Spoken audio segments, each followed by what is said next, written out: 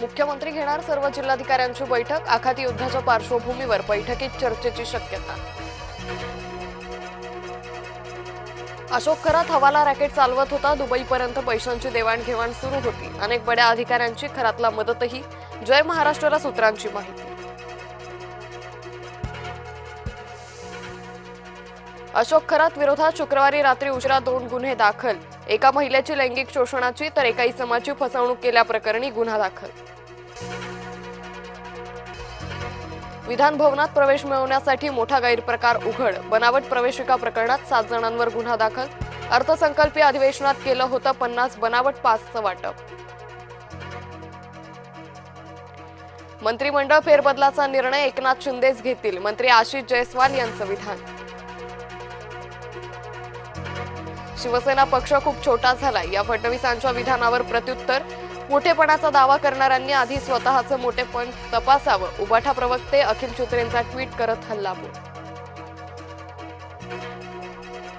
नाशिकमधील बहुचर्चित म्हाडा घोटाळा प्रकरण। गुन्हे दाखल असलेल्या बांधकाम व्यावसायिकांचा अटकपूर्व जामीन अर्ज फेटाळला।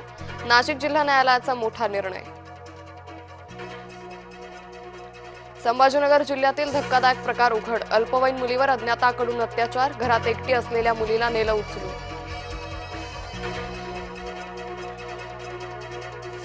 देशातील परिस्थितीवर संसदेत चर्चा होणं गरजेचं। केंद्रानं विरोधी पक्षांना विश्वासात घेतलं नाही। संजय राऊतांचा मोदी आणि केंद्रावर हल्लाबोल।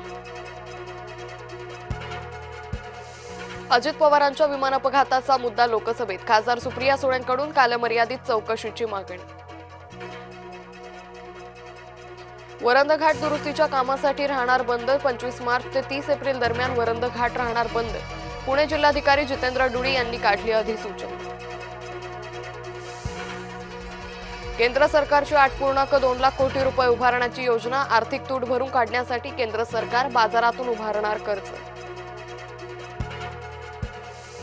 सरकारकडून 858 कोटी रुपयांचे 2 संरक्षण करार। भारतीय लष्करासाठी तुंगुस्का हवाई संरक्षण क्षेपणास्त्र खरेदीचा करार। रशियासोबत केला महत्त्वपूर्ण करार।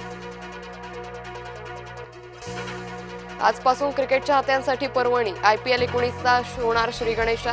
पहिल्याच सामन्यात गतविजेत्या बंगळुरू समोर हैदराबादचं आव्हान।